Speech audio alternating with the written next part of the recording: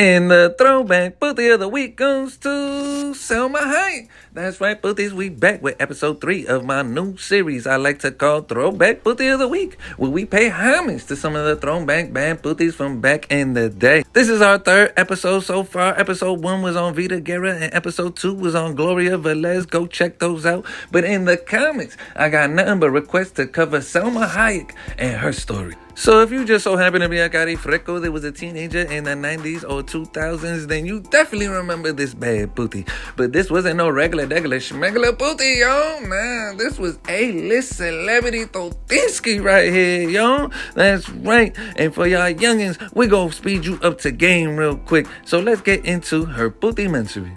So, before we get started, I actually got to start with a fun fact. While I was doing my research for this, I was a little confused because I don't know why, but I remember her name being Salma Hayek with a S-E-L-M-A. But now, everywhere is Salma Hayek. And I was doing my research, there are some articles and pictures and stuff that got Selma. Some of them say Salma. I don't know if this was one of them Mandela effects, like they call them, some type of conspiracy with her name. Like it's a multi-universe type shit. I couldn't really find the direct answer on what's going on while the name switched or what was the confusion with the name. But maybe you guys can comment down below and let me know what you remember her really being named as, Selma or Salma. So according to Wikipedia, Salma was born Salma Valgama Hayek Jimenez. Damn, Puti, this Puti got a novela, man.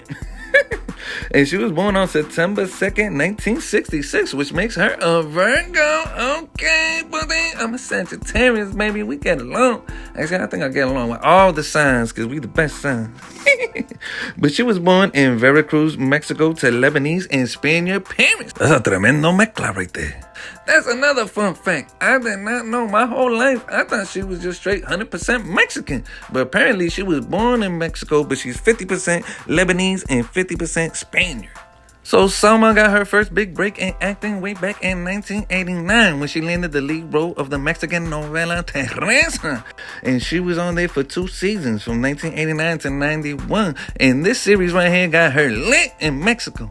But Salma had bigger dreams than being a Mexican novela star, and in 1991, she took her and them tetas and all they talents to Hollywood. She started taking English and acting classes as soon as she got to the States so she could prepare for any movie roles she might get in Hollywood. And that hard work paid off, because in 1993, Salma got her first English movie, and it was Mi Vida Loca, which was like a Mexican-American movie, kind of based out in Cali on all like the Mexican gangs and stuff. It actually looks kind of cool if you ask me. But she played a feisty Latina that catches her cari freco getting caught cheating. And, I'm pretty sure she didn't have to really rehearse much for this role because this is just natural stuff that Latinas do. Even though Salma only had a small 1-minute role in Mi Vida Loca, it was all part of the universe's plan. Because that small role caught the attention of director Robert Rodriguez, who was casting for his new movie, and he put her as the lead role into the movie that thrust her into superstar Puti status, Desperado. And who can forget that sexy? Ay, Dios mío, this brings back good memories, yo. I remember rewinding this over and over and over again. I wish I could show the teta scene, but I don't want to get banded on Instagram.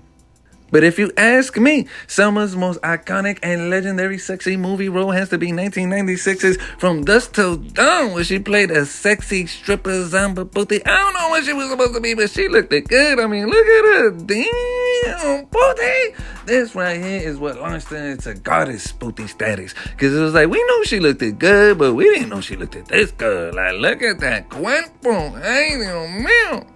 I mean, look at this Puti. Puti looks so good, she look fake. But she's not, though. That's all natural. This is before BBLs, Puti. I ain't even gonna hold y'all, but this scene right here, this is the reason I got a foot fetish to this day. One thing that I always loved about Salma is that she was like the best of both worlds when it came to her. Because, she was a bad Puti. She had that little puerca side to her. But then she also had that girl next door side to her, too. Where, she was a little innocent, too, looking in the face. Where you could take her home to abuela and not feel bochonao about it. You know what I'm saying? And after those 2 major movie roles, it was off to the races for Salma. I'm telling y'all, she was really A-list celebrity Totinsky out here. She was that it girl in Hollywood for Latinas. It was really either her or J-Lo at the time. I mean, but if you wanted a Mexican Puti for the movie, it was definitely Salma. I mean, she got too many movies to mention, but some of the more notable ones are Studio 54, Wild Wild West, Traffic, and she got an Oscar nomination for her role in Frida. Selma's Mexican beauty took her to the heights of Hollywood. Like I said, A-list celebrity Totinsky. She was on all the magazines. I'm talking about from the Maxim, Culotazo magazines to the Gringo magazines like Town and Country, Sports Illustrated. She was everywhere. People magazine voted her one of the top 50 most beautiful women in the world 3 times in 1996, 2003, and then again in 2008. Maxim magazine ranked her number 34 out of the top 100 baddest putis in the world back in 2005. And then in 1997, she got one of the top 5 most memorable dresses for the Armani dress that she wore to the Academy Awards. And you can't be considered celebrity Totinsky if you never bagged you a celebrity carifreco. I know some of you carifrecos are wondering what type of carifrecos does Selma like, and she likes nothing but gringos with money. We out of luck, fellas. We out of luck. Selma dated British actor Edward Atherton from 1997 to 1999. Probably the most famous carifreco that Selma has dated gotta be actor Edward Norton. You might remember him from classics such as Fight Club and American History X. And they dated from 1999 to 2003. Actor Josh Lucas, who you might remember from the movie Sweet Home Alabama, got a taste of that celebrity Totinsky, and they dated from 2003 to 2004. One thing I gotta say about Salma Hayek is that she's bougie with that celebrity Totinsky. She ain't just giving it out to any regular, schmegula carifreco. She didn't really have too many relationships I could find, except for those 3. And in 2006, she settled down with Francois Gente Pornois. And I know what you carifrecos are thinking, pero Joselito, who's this viejo? He gotta have chavo. Of course he got chavo, because he's none other than a billionaire and the CEO of Kering, which owns Gucci, Balenciaga, and Saint Laurent. So you already know I chavo.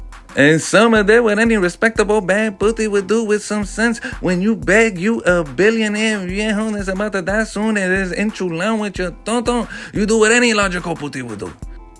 You get pregnant by that carifreco quick and you marry that carifreco. And if you guys are wondering what Selma is up to these days and if she still looks good, I'm gonna tell you right now, she still got it. Cause damn, puti, she is looking fire as ever. I mean, look at this picture. You can't tell which one's the young puti Selma and which one's the vieja puti Selma because they both look good. Shit, she aging like a vampire for real. I mean, she 58 looking better than some of y'all 28-year-old putis out here. Selma's still considered an A-list celebrity. She got over 30 million followers on Instagram, and she just starred in the brand new Magic Mike movie that just came out this year. And we want to thank you. Thank you, Selma. We love you. And thank you for gracing us with your beauty over the years and sharing all them legendary puti moments with us and for putting on for Latina putis and more importantly, Mexican putis in the Hollywood industry. This has been episode 3 of Throwback Puti of the Week. And we are paying homage to this legendary bad puti, Salma Hayek.